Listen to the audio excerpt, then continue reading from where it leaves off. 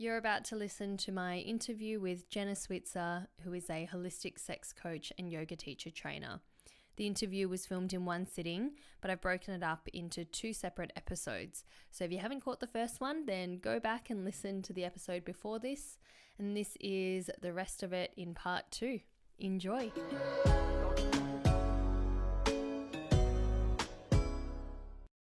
And we also think like very destination, right? Like, Yeah.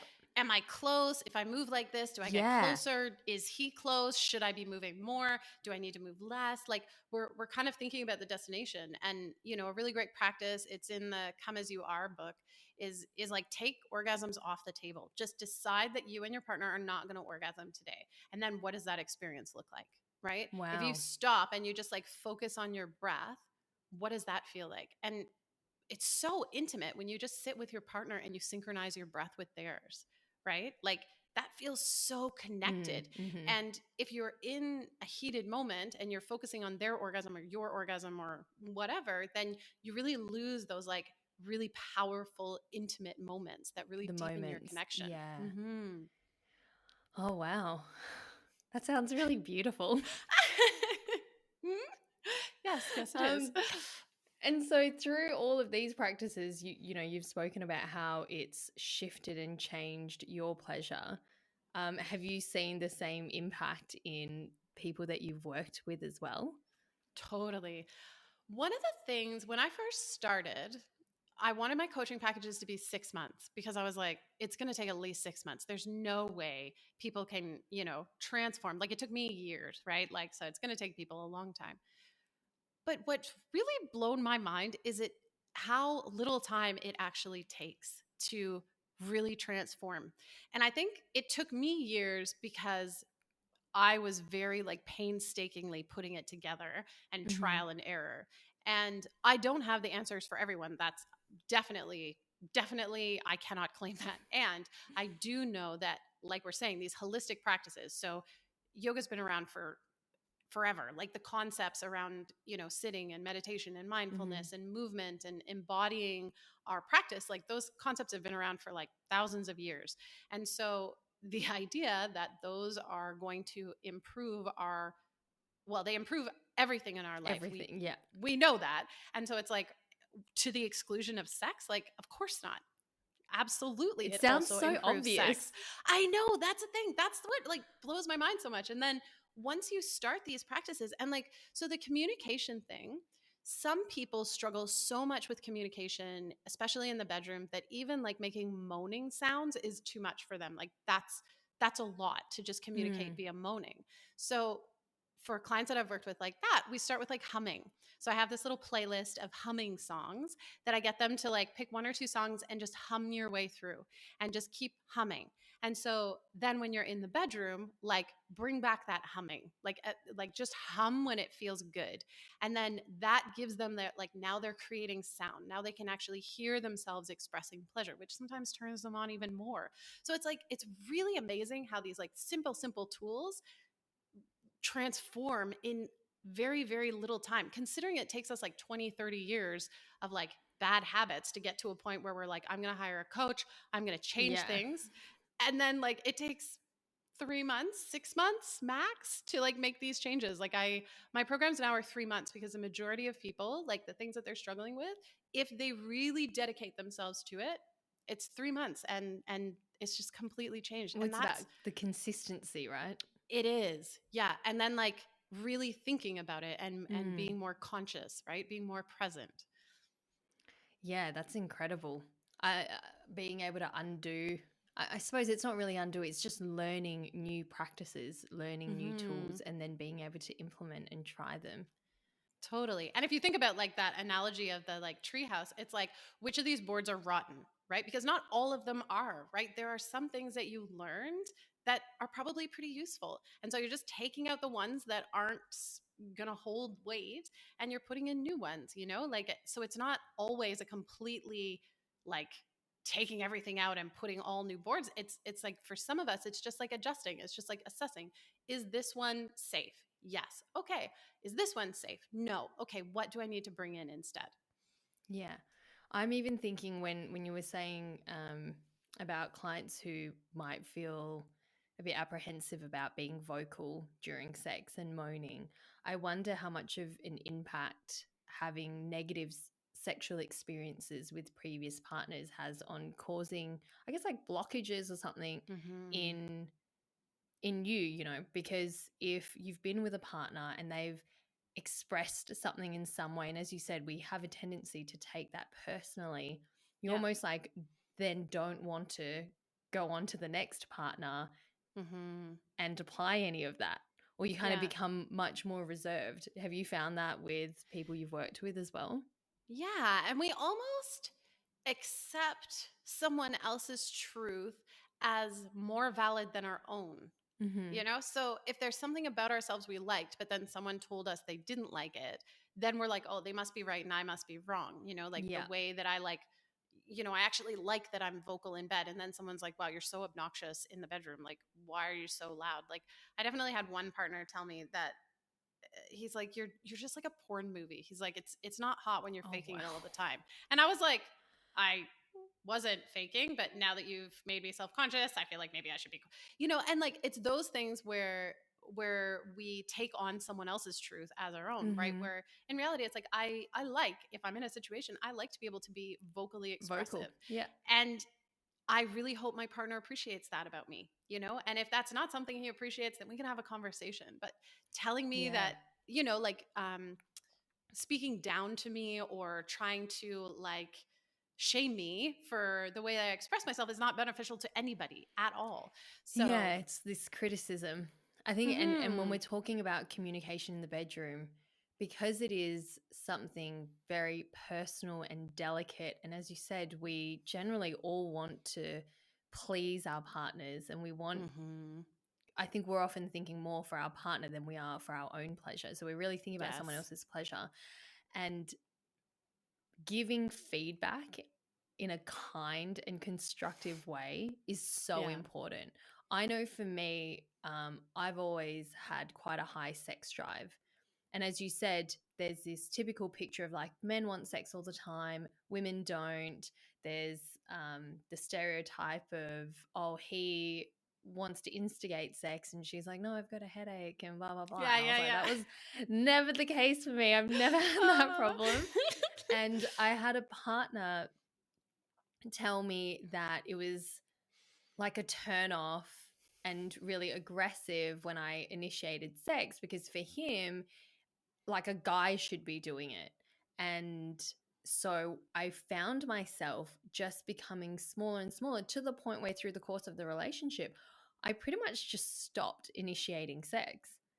Yeah, And that meant I was withholding, like I wasn't really being true to myself because it meant that at times when I really just wanted to be intimate and obviously like have sex and just like have fun as well. For me, like sex is really fun and yes, it's just a great way to enjoy your partner and like enjoy something together. But I felt like I couldn't do that anymore. And that carried forward into, yeah, just like I think my general approach to sex is like I started getting really paranoid about, oh, am I too forward? Am I being mhm, too aggressive? It's not hot when women initiate sex, like you just get so in your head about it and that's all it takes is yeah. one or two comments here and there. Totally. And I think that there's two things here. So, one is if we're talking about something that happened with a former partner, right? There's a lot of healing that we can do. I know a lot Hmm. of women have had their vulva criticized, like, their Oh, inner labia are too long, or, the clitoris is impossible who to are find, these or people I complaining? don't know. What? But I'm like, I sorry, also, you've got a vulva in front of you. You've hit the jackpot. yeah, I know. But I also think that like it comes from, because it's super easy for me to be like, oh my gosh, this is so ridiculous. Like, why are men such idiots, or why are women such idiots?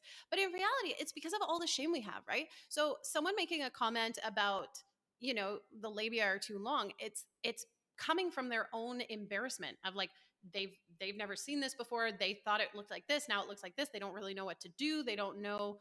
You know what I'm saying? Like, Hmm. in the one hand, it's so frustrating that someone thinks that's okay to say. And on the other hand, it's like, Totally understandable. Why have we conditioned Yeah. people to do this? Why is this something? So I think that there's like understanding to be had on both sides. But if you're healing from something that someone has said to you in the past, it's like there's an act of like forgiveness for like they didn't know. And if they did know and they did do it on purpose, that's like a cord That's you totally need to on cut them. because Yeah. that's on them, Yeah. right? And you move forward in your own practice, in your own body, in your own like love of self. And then I think there's also sometimes that we say things to people we love and maybe we casually drop it. Like maybe, you know, say you were still with a partner who had told you like, hey, it's really not sexy when women initiate. And that could come from his embarrassment around how little sex he wants, or, you know, just like something. And then, so if this is a past partner, then you can like work through that mentally. But if it's a current partner, now you're talking about a new set of issues, right? So how can we address this? Hey, remember that time that you brought this up about me not initiating sex? The truth is, I feel like I'm stifling myself by not initiating. And I want my initiation to turn you on. So, what does it look like for you to be turned on when I'm ready to have sex? Like, how do we find that place together? So, I think it's not just something that happens in past relationships. Sometimes it's happening accidentally in our current relationships. Maybe somebody says something flippantly when they're tired and it really sticks for us, and the other person forgets they ever said it, right? So, I think there's kind of two ways to like deal and process with these things. Yeah, and I think as you said, I guess in not taking it personally is also understanding that sometimes people are projecting their own insecurities, their own stuff onto someone else, and that looks like blame or criticism for someone else. And there's an acceptance. So not so long ago, I had an experience where I didn't want to have sex, and my partner was like, "Oh my God, you never want to have sex with me." And there's like kind of a pause because I was like, first off, that's very dramatic. We both know that's not true. But it was like a pause, and I was like, I can acknowledge that I seem to want sex less than you.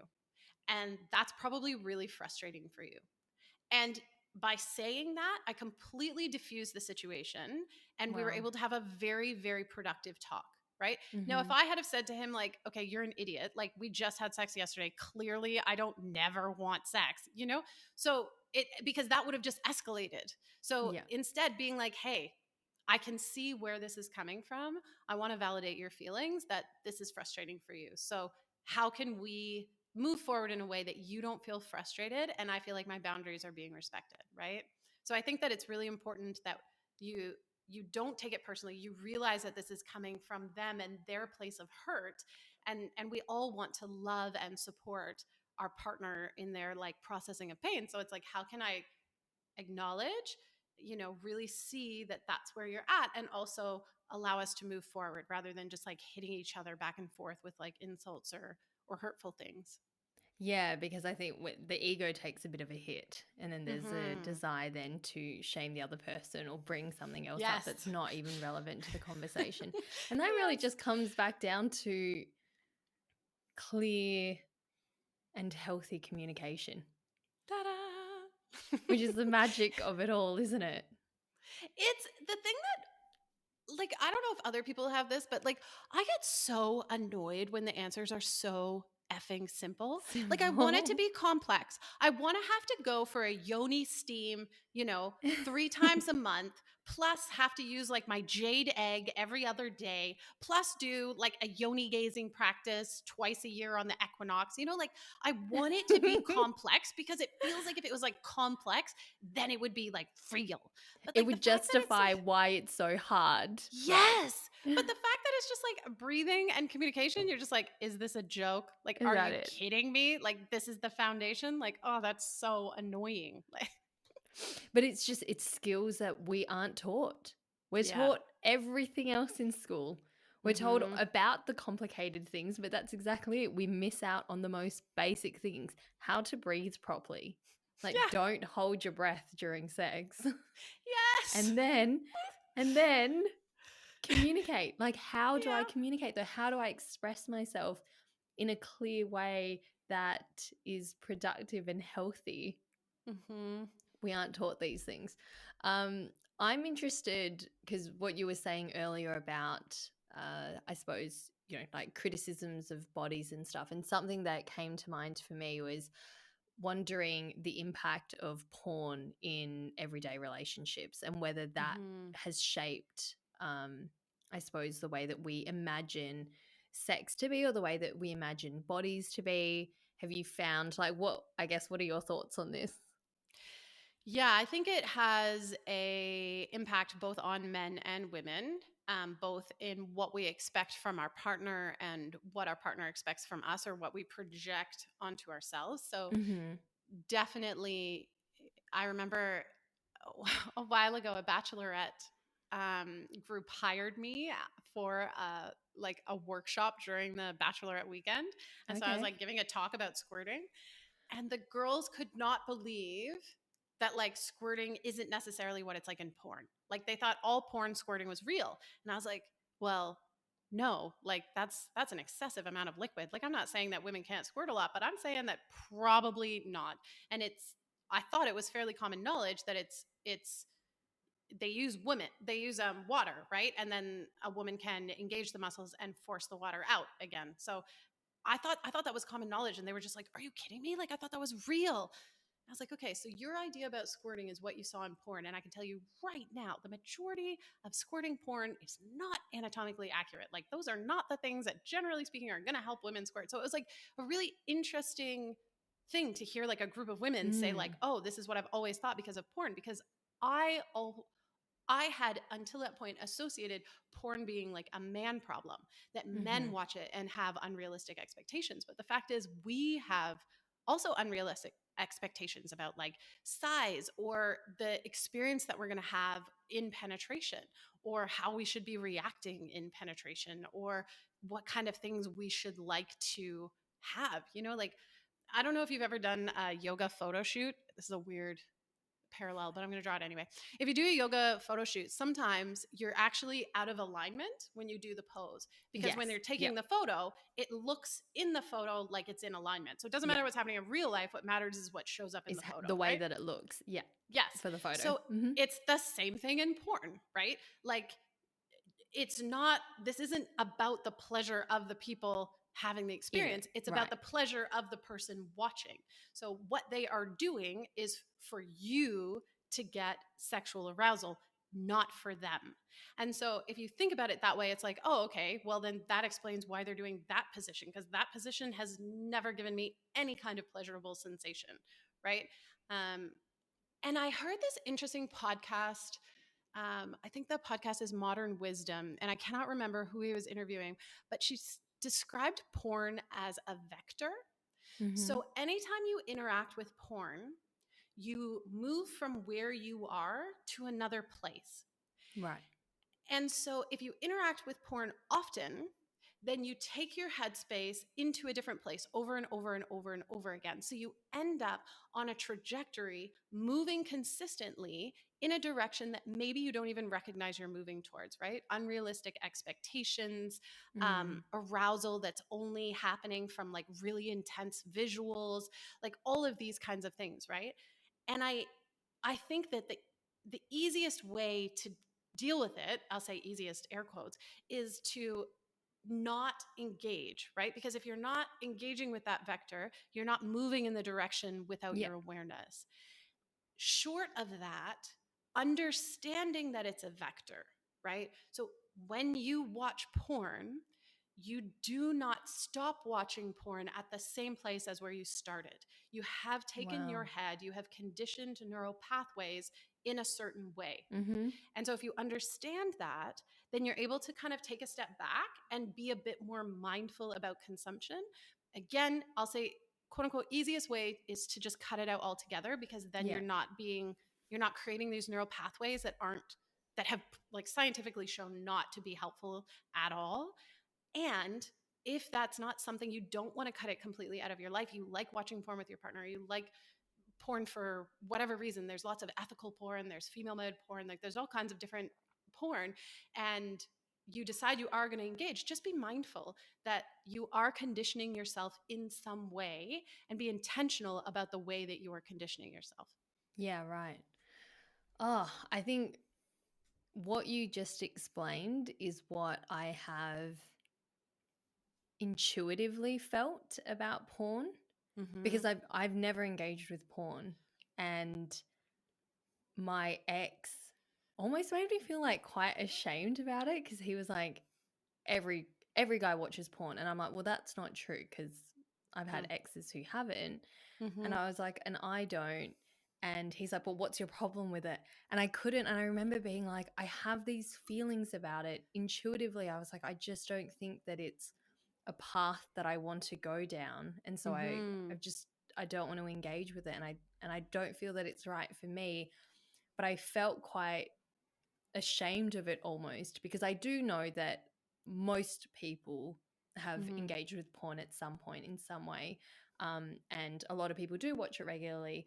And so for me, there's just a part that feels quite relieved, I think, in hearing you say that, because I'm like, oh, that's what I felt. But because it wasn't necessarily, I didn't articulate it in such a clear way.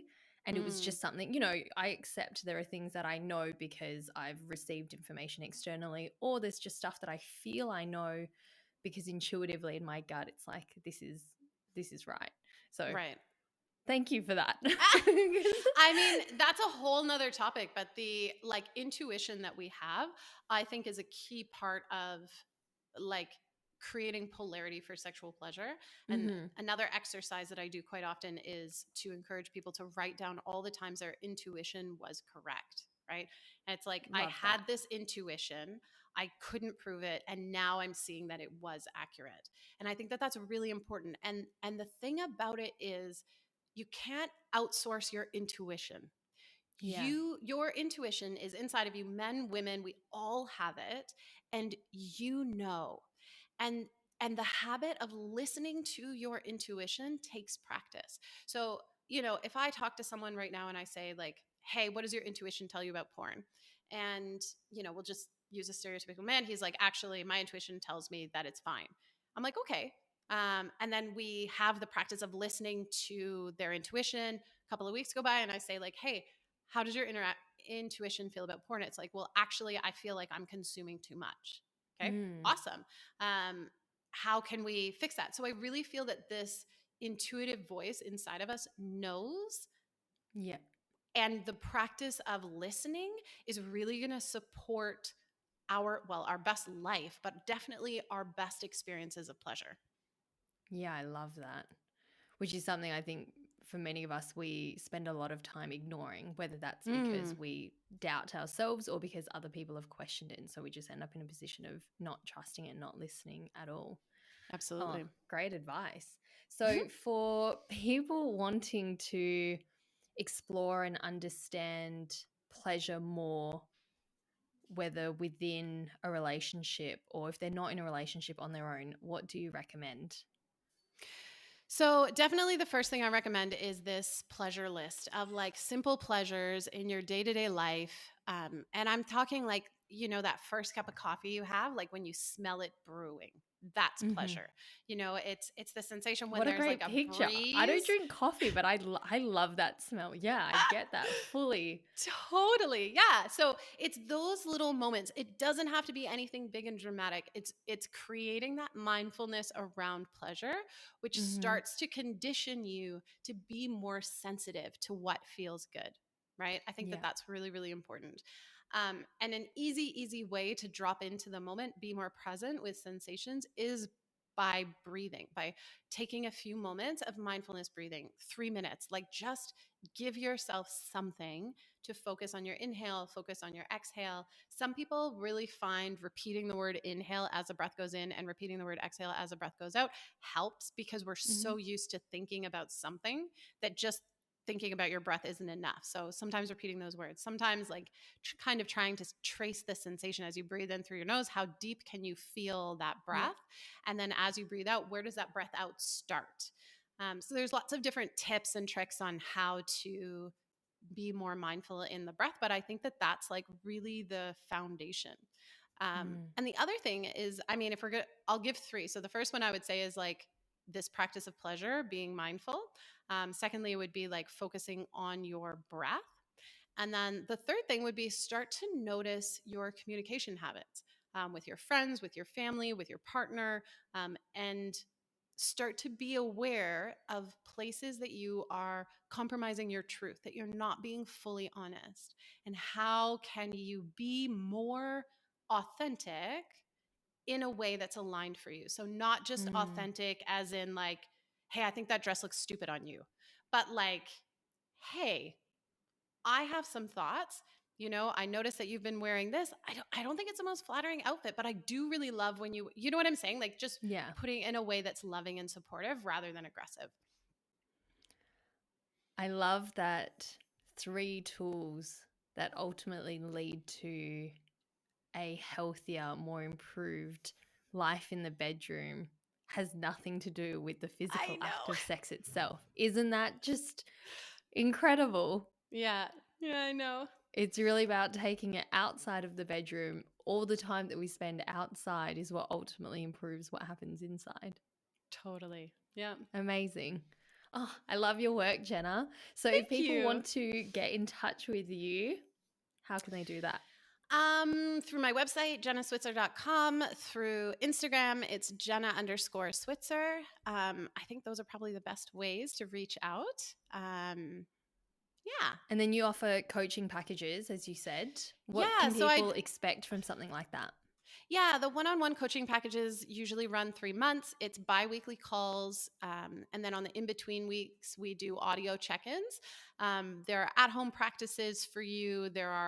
It's very much tailored for each person. That being said, generally it goes through the physical side of pleasure, the energetic side of pleasure, and then the polarity of pleasure. So that's usually the breakdown of the 3 months. We focus more or less depending on what the person needs. I also have an online community called Behind Closed Doors. So we were speaking earlier how it's really hard to talk about sex on social media.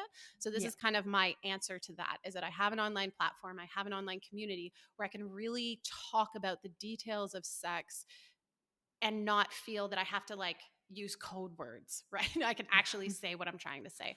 So the Behind Closed Doors online community, that's a little bit of a lower price point. So if you're just like trying to dip your toes in, you want to explore, you want to find some more practices, there's some interviews, I do live Q&As, like that's a great place to explore as well. Awesome. And then you're also, just in case that wasn't keeping you busy enough, you're still running yoga teacher trainings. Yeah, I only one a year though. Only one a year. And I really, really love that. It's such a beautiful experience to watch people completely transform their lives. Like, I would man, yoga teacher trainings honestly, is and amazing. I'm not just saying this because you're on the podcast, but because I don't know if you remember, I told you that I had found one of your classes on YouTube, not even putting together that it was you, because it was after we'd met. And I was like, oh my gosh, she really knows her anatomy. And I love that because I love teaching based on alignment. Yeah. And you delivered all of that. And then I realized after I like read through, because obviously I was just doing the class, it was all good. And then afterwards I'm like, oh my gosh, wait, that's Jenna, as in Jenna, who I met. And I was like, oh, your yoga teacher trainings must be amazing. So I am hoping really one day, hopefully I'll be able to do another training with you. That would be fantastic. That'd be so but yeah, cool. Are you doing one this year? I just finished one in February, so I'll be doing one again next February. Okay, awesome. Well, so much valuable information. Thank you so much for joining. Yeah, I'll include the links to reach out to you in the show notes. Such a pleasure, a real pleasure. Same, Amanda. Thank you so much for reaching out. I'm so stoked to be on your podcast. I really, really appreciate you willing to have these kinds of conversations, because I know they can be a little edgy, and I really appreciate that you're willing to be so candid and open. Oh, thank you. Thank you so much. Thank you to everyone who listened in and tuned into this episode today. You can follow the podcast at self_podcast. You can follow me at Amanda Letran. That's Amanda Letran. If you enjoy the show, please rate and review it. You can subscribe on YouTube. Get this podcast anywhere you listen to your podcast, and you can also watch along on YouTube. New episodes every Thursday. Thank you so much. Thanks again, Jenna. Pleasure. Thanks. Bye. Bye.